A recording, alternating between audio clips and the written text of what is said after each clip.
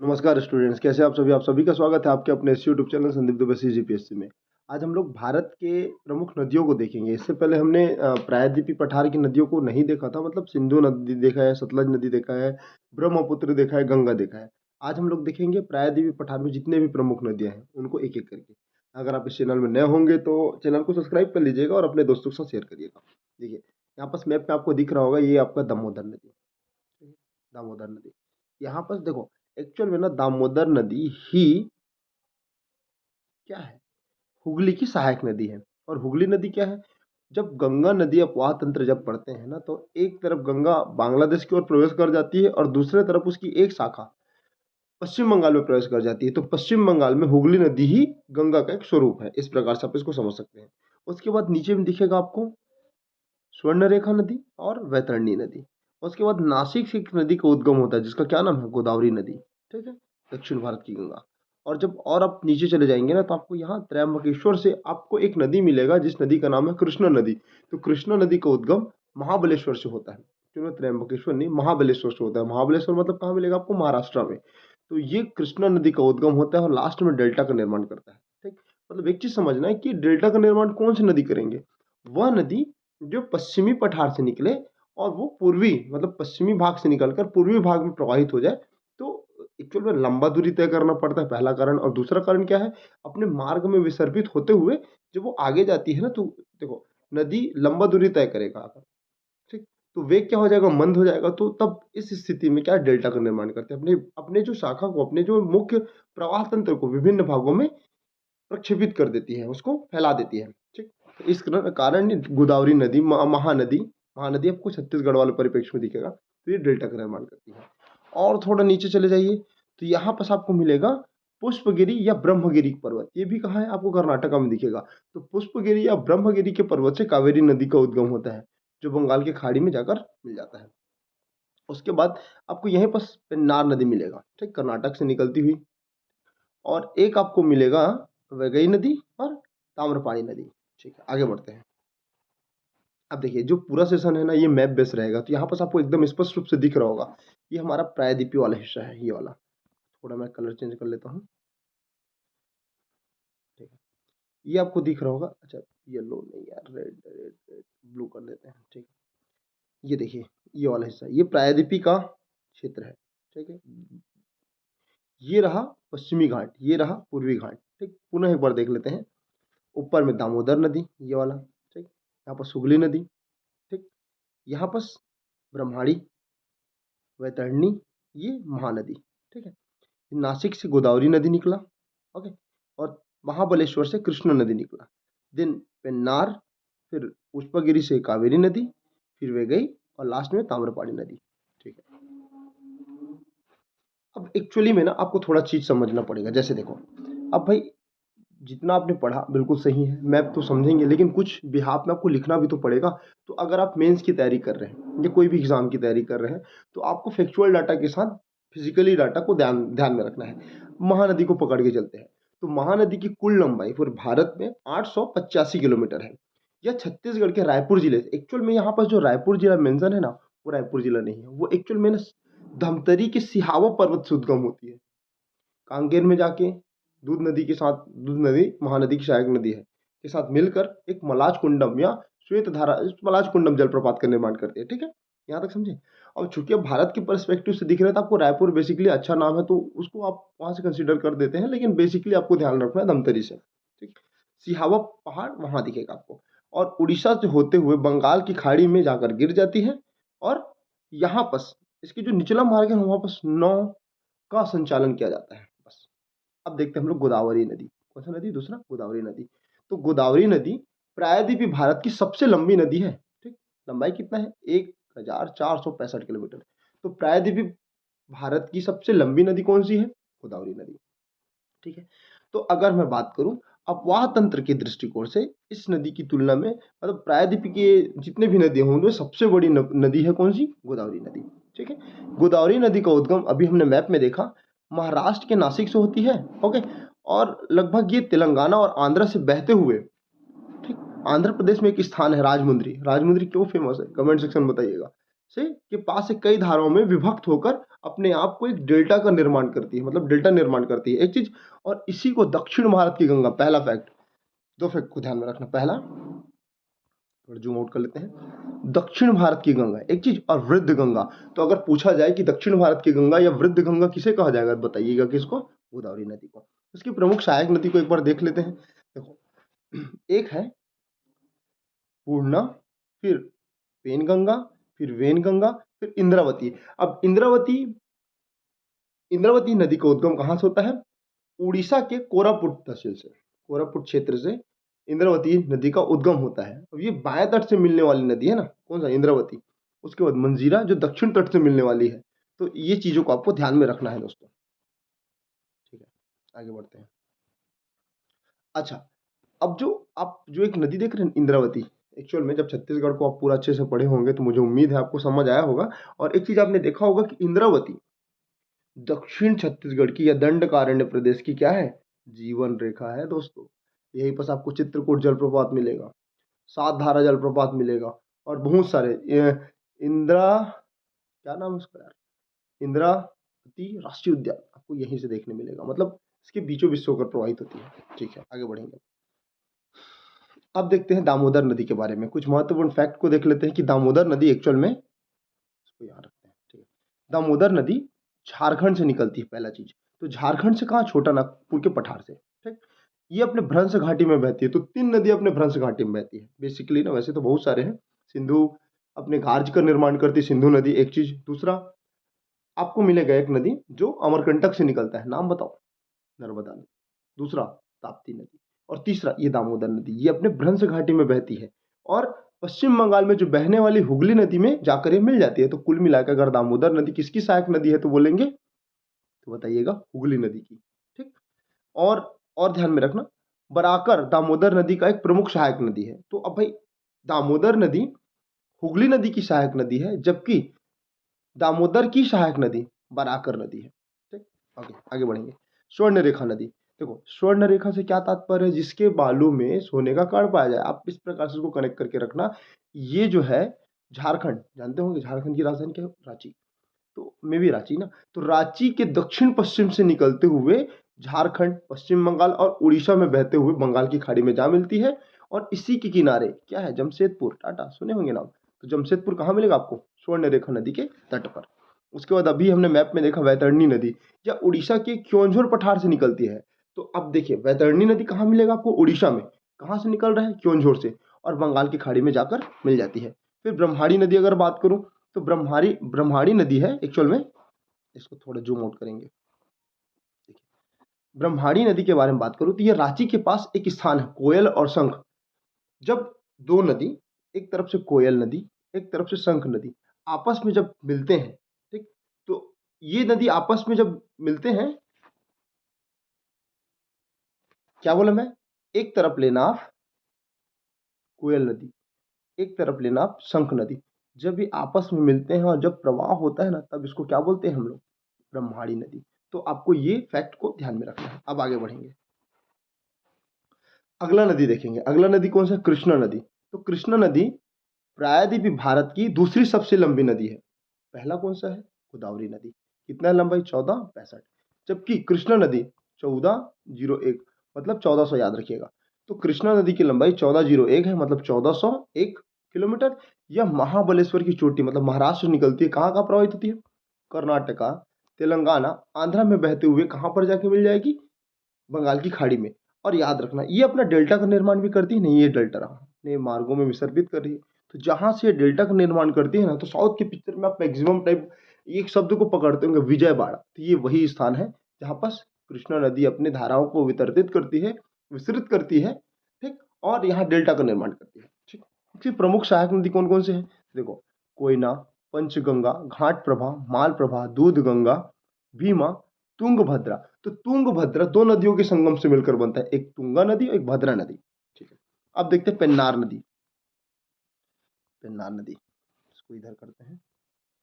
अब देखते हैं पेन्नार नदी। तो देखिए पेन्नार नदी को आपको ज्यादा ध्यान में नहीं रखना है, कर्नाटका के दंती दुर्ग पहाड़ी से निकलती है और आंध्रा से होते हुए कहां पर जाके गिर जाती है, ये बंगाल की खाड़ी में। बस इतना याद रखिएगा। अब दक्षिण भारत की सबसे प्रमुख नदी जिसका नाम है कावेरी नदी, उसको एक बार डिटेल में करेंगे। मैप में देखा है, यह कर्नाटका के कुर्ग जिले की ब्रह्म, देखो एक कर्नाटक का स्थान है भैया, ये मान लो कर्नाटका है, यहाँ पास एक जिला है, नाम क्या है, कुर्ग।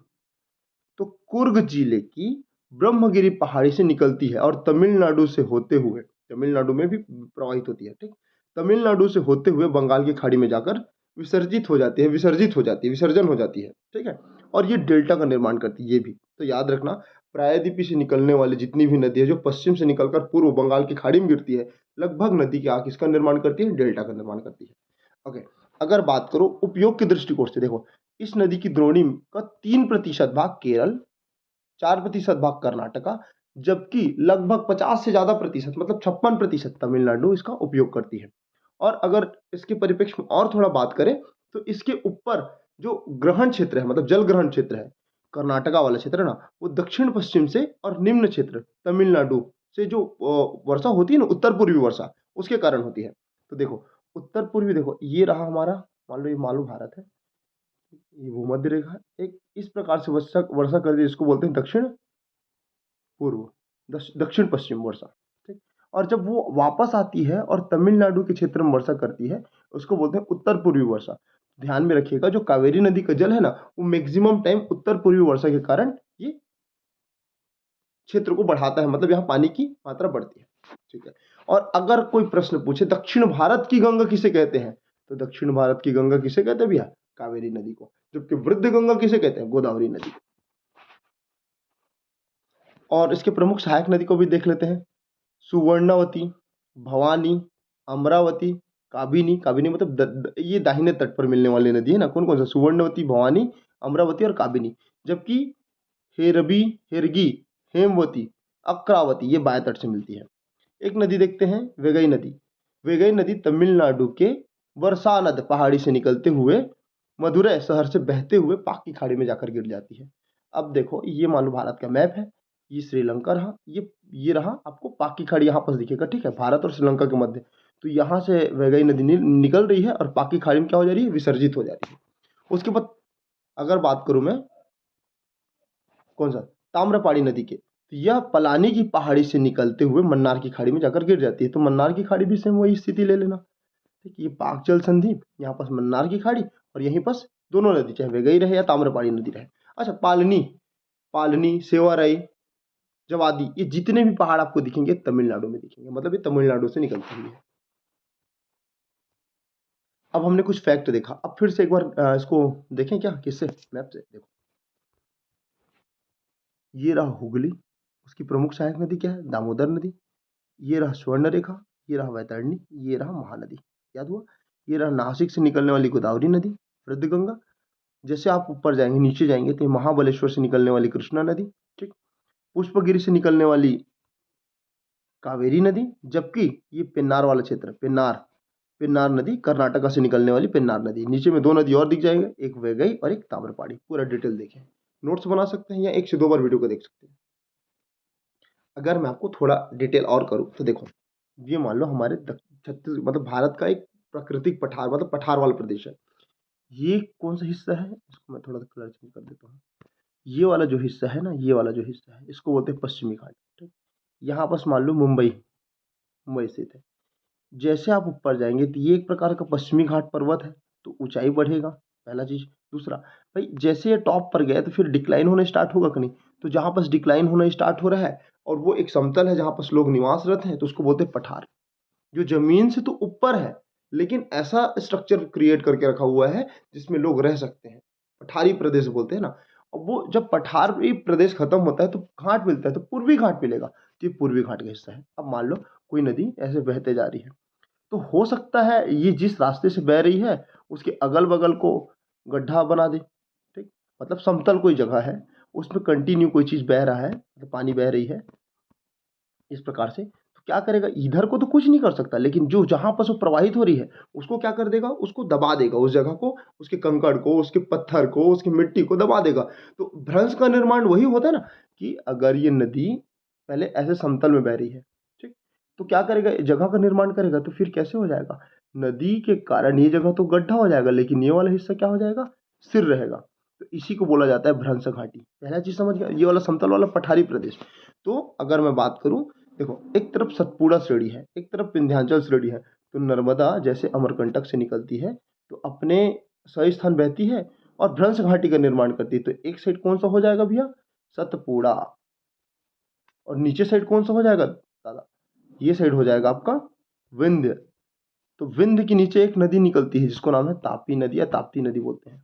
आपको ये फैक्ट को ध्यान में रखना है। अब ये तो हमारा रहा पश्चिम से निकलकर पूर्व की ओर आने वाली नदी, ठीक। अब हम लोग देखेंगे पश्चिम की ओर बहने वाली नदी या प्रवाहित होने वाली नदी, मतलब बंगाल की खाड़ी में गिरने वाली नदी। यहाँ पास आपको दिख रहा होगा पहाड़ जैसे कटापटा, अरावली पर्वत श्रेणी। यहाँ पास एक नदी दिख रहा है, लूनी नदी दिखा। यहाँ पास एक नदी है माही नदी। क्या नदी, माही नदी, जो कर्क रेखा को 2 बार काटती है, ठीक। यहाँ पास आपको दिख रहा होगा, ये है अमरकंटक वाला क्षेत्र, नर्मदा नदी ये दे, और यहाँ पास आपको सतपुड़ा दिख जाएगा, ये बीच वाला हिस्सा विंध्याचल, और जस्ट नीचे में आपको मिलेगा ताप्ती नदी, ठीक, या तापी नदी।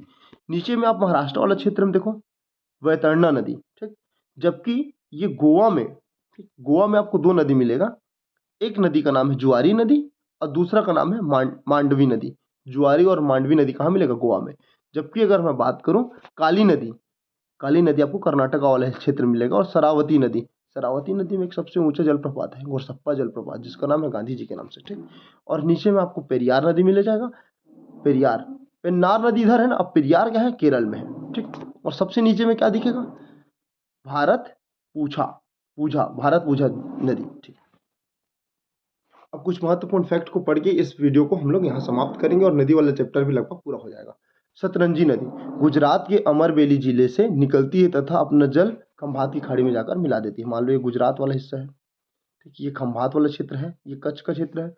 यहाँ से निकला गुजरात से अरावली क्षेत्र से, और कहाँ मिल गया, ये गुजरात वाले क्षेत्र में, ये वाले हिस्से में, ठीक है। अब बात करते हैं नर्मदा नदी। नर्मदा नदी बेसिकली,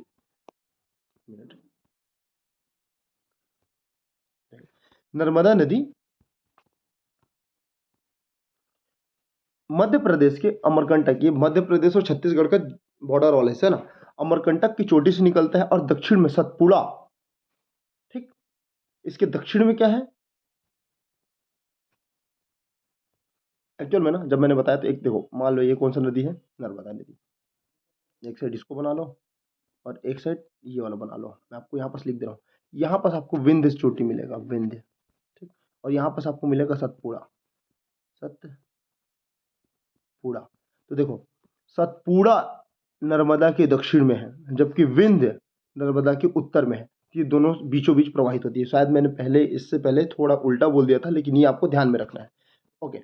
अगर बात करूं, मैकल पर्वत के अमरकंटक से निकलती है, इसके दक्षिण में सतपुड़ा और उत्तर में क्या है, विंध्य पर्वत श्रेणी, और इसी के भ्रंश घाटी में बहती है। तो भ्रंश घाटी भी समझ गए होंगे।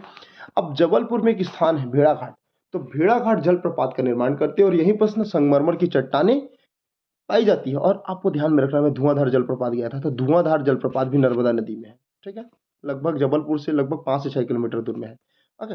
और बात करते हैं अंत में, यह भड़ौच के दक्षिण में अरब सागर में जा गिरती है और ज्वार नदी एस्चुरी का निर्माण करती है। अब एक चीज समझना, एक होता है डेल्टा और एक होता है एस्चुरी। 1 मिनट यहाँ पास करते हैं। एक होता है डेल्टा और एक होता है एस्चुरी। वह नदी जो पश्चिम से निकलकर पूर्व की ओर बढ़े, वो डेल्टा का निर्माण करती है। मतलब बंगाल की खाड़ी में गिरने वाली हर एक नदी, लगभग नदी डेल्टा का निर्माण करती है।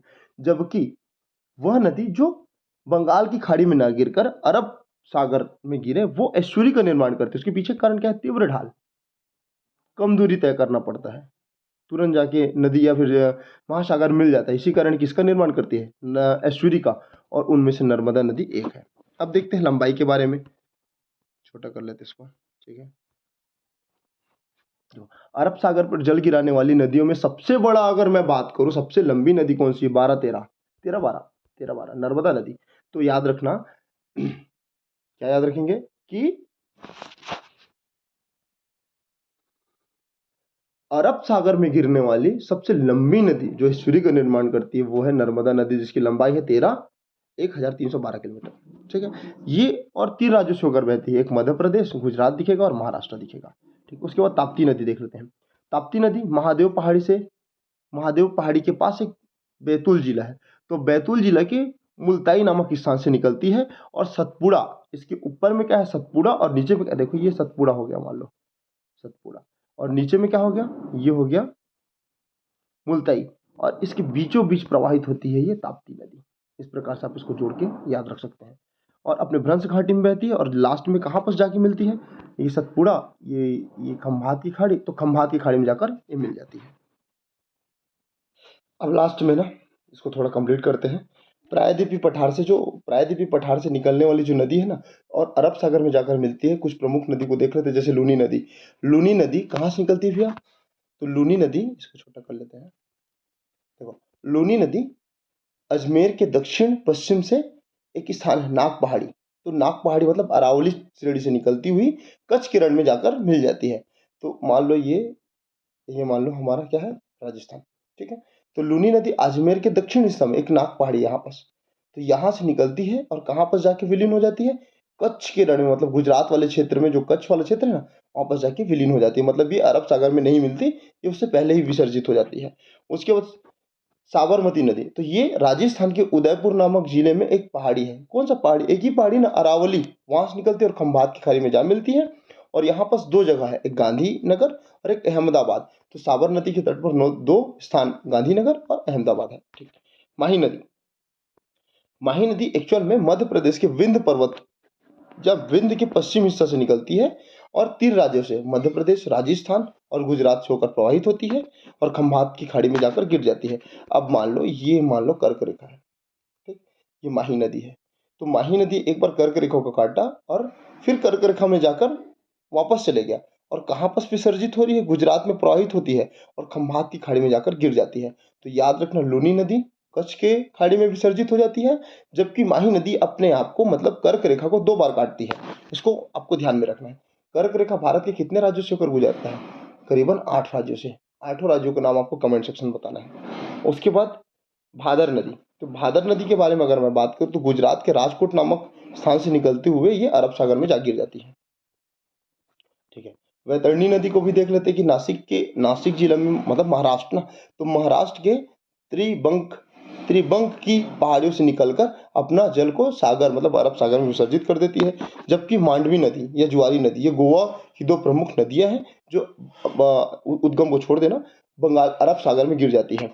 कालिंदी या काली नदी या कर्नाटका के बेलगाम स्थान पता है, जहां पर 1924 में महात्मा गांधी जी ने एक अधिवेशन किया था कांग्रेस का, जिसमें एकमात्र स्थान है जहां पर उन्होंने अध्यक्षता करी थी, वही जगह है। तो कर्नाटका के बेलगाम जिले से निकलती है और कड़वाल नामक स्थान से खाड़ी में मिल जाती है, मतलब अरब सागर में मिल जाती है।